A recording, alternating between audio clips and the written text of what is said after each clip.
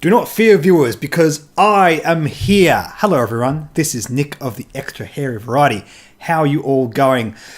Thought I'd talk about something a bit different here on the side channel today. I want to have a chat about the stuff that we have on the shelf here behind us.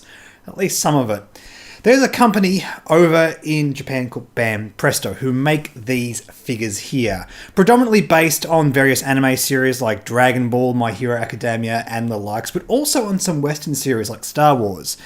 And I actually have one of these Star Wars figures coming in very soon to show you guys on the channel as well. But today we're going to talk about a Japanese series in My Hero Academia. Oddly enough, all the figures I have so far are based on the Dragon Ball series, which is another show I'm a huge fan of. I used to work in a comic book shop here in Australia, and we got a lot of the American-produced figures for DC and Marvel and that kind of stuff. And based on that experience, I kind of got used to the whole notion of figures of this sort of size and quality costing, you know, over $100 each. That was pretty much the norm for me.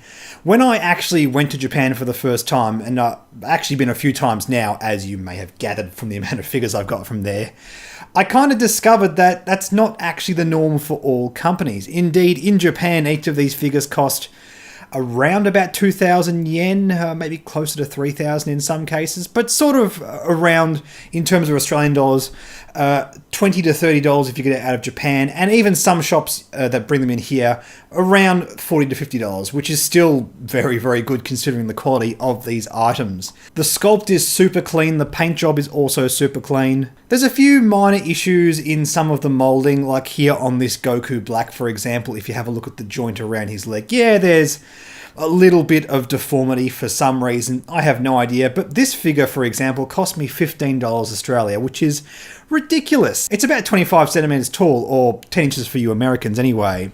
Really solid stuff. I really like these, and more to the point, I like to have mementos for events that I went to. For example, I got this Master Roshi from, I think it was an Oz Comic Con or one of our local conventions. I used to work at a whole heap of them, and I actually don't remember which one it was. I got Raditz the first time I went to Hiroshima, and I visited my first Yellow Submarine, an awesome anime shop where you can get stuff like figures and anime and what they call in Japan character collectibles. I got this Dragon Ball Assassin figure when I was in Akihabara for the first time. I found a second-hand shop that sold all kinds of stuff like this. Goku Black was actually from my last visit.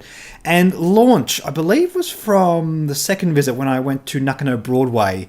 This kind of geek paradise just full of like model train, figures, various hobby shops and all that kind of stuff. Kind of like this random market just north of Tokyo, which, as well as Akihabara, is somewhere that I absolutely recommend that everyone who is into this kind of stuff visits. Today, we are going to unbox Izuku Midoria from My Hero Academia.